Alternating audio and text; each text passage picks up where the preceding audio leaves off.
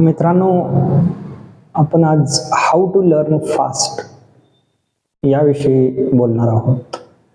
म्हणजे कोणतीही गोष्ट जर शिकायची असेल, नवीन गोष्ट, भले तुम्ही स्टुडंट आहात किंवा जॉब करत आहात, तर जॉबमध्ये काही नवीन टास्क येतं किंवा वर्क येतं. स्टुडंट आहात तर नवीन टॉपिक असतो, तर तो लक्षात कसा ठेवायचा.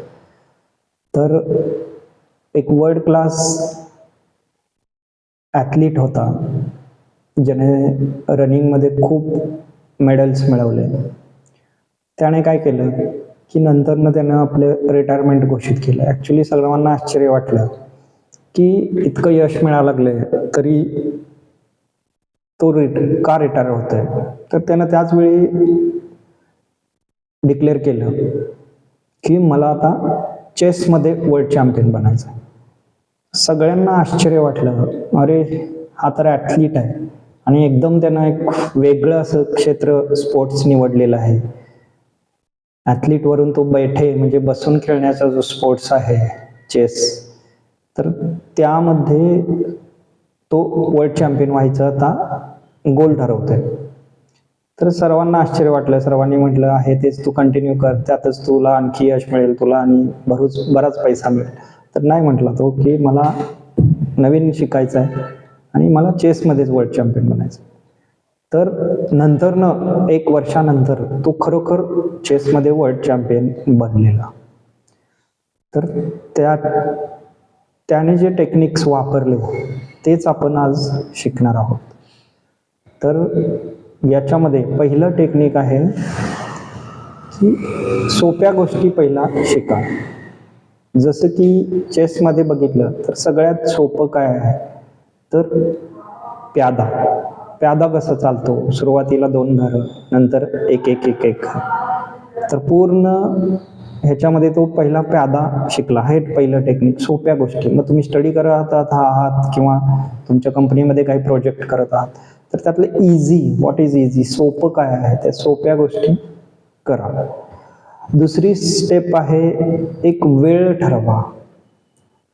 म्हणजे काय की शिकण्यासाठी एक ठराविक वेळ, तितका वेळ तुम्ही डेली कंटिन्यू त्या गोष्टीसाठी द्या. निरंतर ज्यावेळी कंटिन्यू आपण त्या गोष्टीसाठी ती वेळ देतो त्यावेळी शिकणं सोपं होतं नवीन गोष्टी. तिसरी गोष्ट त्यानं जे केली ती आहे फेल फास्ट. म्हणजे तुम्ही लवकर फेल व्हा.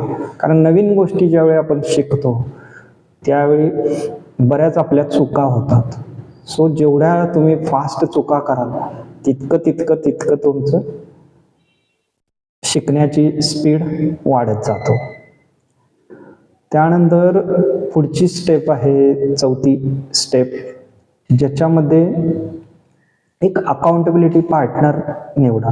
म्हणजे त्यानं काय केलं की आपल्यापेक्षा जो एक्सपर्ट आहे चेसमध्ये त्याला आपला मित्र बनवलं आणि त्याच्यासोबत तो शिकायचा. सुरुवातीला तो पार्टनर तो खूप सुपेरियर होता, म्हणजे त्याला खूप चांगलं चेस यायचं.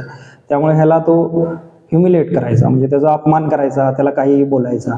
पण त्यानं ते अपमान वगैरे सहन केलं. तर इथं ही खूप महत्त्वाची स्टेप आहे की नवीन गोष्टी ज्यावेळी तुम्ही शिकता त्यावेळी तुमचं अपमान होतो, तुम्ही रडता किंवा हे जे इमोशन्स आहेत, फेल झाल्यामुळे जे दुःख वाटतं, यातून पुढे जाणं खूप गरजेचं असतं.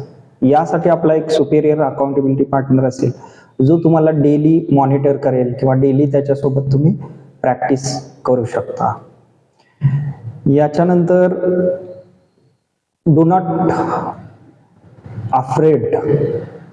म्हणजे तुम्हाला भीती वाटेल नवीन गोष्टी करताना. कसं आहे की आपण काही गोष्टी वारंवार करत असतो, आपल्याला काही गोष्टी येत असतात, त्या करत असताना इझी वाटत असतात. जसं गृहिणी आहे, तिला स्वयंपाक करणं खूप सोपं वाटतं, इझी आहे. पण समजा तिला नवीन काहीतरी ॲक्टिव्हिटी दिली, नवीनच एक कुठला तरी पदार्थ दिला चायनीजमध्ये, तर करा म्हटल्यानंतर तिचा गोंधळ होतो, भीती होते. तर हीच स्टेप आहे शिकण्यामध्ये. काय होतं की आपल्याला भीती वाटते, त्या भीतीला पार करून आपण पुढची स्टेप गाठली पाहिजे. सो यानंतर तुम्ही ज्यावेळी कंटिन्यू एक वेळ देऊन ती गोष्ट करता त्यावेळी तुम्ही त्या गोष्टीमध्ये एक्सपर्ट बनता. हेच टेक्निक त्या ॲथलीटनं वापरलं आणि तो चेसमध्ये नंबर 1 म्हणजे त्याने ते चॅम्पियनशिप जिंकली. तर हे टेक्निक आहे. आणि याच्यामध्ये दोन प्रकार आहेत शिकण्यामध्ये. एक आहे active learning and passive learning. Active learning म्हणजे काय, की जी गोष्ट तुम्ही शिकता ती करता त्यावेळी 90% तुमच्या लक्षात राहतं. ओके. आणि दुसरं आहे जी गोष्ट तुम्ही शिकलेली आहे त्याच्यावर जर तुम्ही चर्चा केली, त्याच्याविषयी बोलला, तुम्ही त्याच्याविषयी भाषण दिलं, एखादा पार्टनर निवडला आणि त्याच्याविषयी तुम्ही बोलला. समजा स्टुडंट आहे तर तुम्ही तुमच्या क्लासमेट बरोबर त्याविषयी, त्या सब्जेक्टविषयी चर्चा करा किंवा त्या टॉपिकविषयी तुम्ही टॉक द्या. इव्हन तुम्ही कंपनीत काम करताय तर त्या प्रोजेक्टविषयी तुम्ही तुमच्या कलिगशी चर्चा करा, त्याविषयी डिटेलमध्ये चर्चा करा, जेणेकरून तुमच्या लक्षात राहायला ते सोपं होतं, तो सब्जेक्ट, तो टॉपिक. याला ॲक्टिव्ह लर्निंग म्हटलं जातं. 70 to 90% तुमच्या ब्रेनमध्ये हे लक्षात राहतं. नंतर जे वाचणं आहे, लिहिणं आहे, हे पॅसिव्ह लर्निंगमध्ये येतं, म्हणजे ज्याच्यामध्ये कमी लक्षात राहतं. ओके. सो हे आहे हाऊ टू लर्न फास्ट याविषयी टेक्निक्स. सो हा व्हिडिओ तुम्हाला कसा वाटला?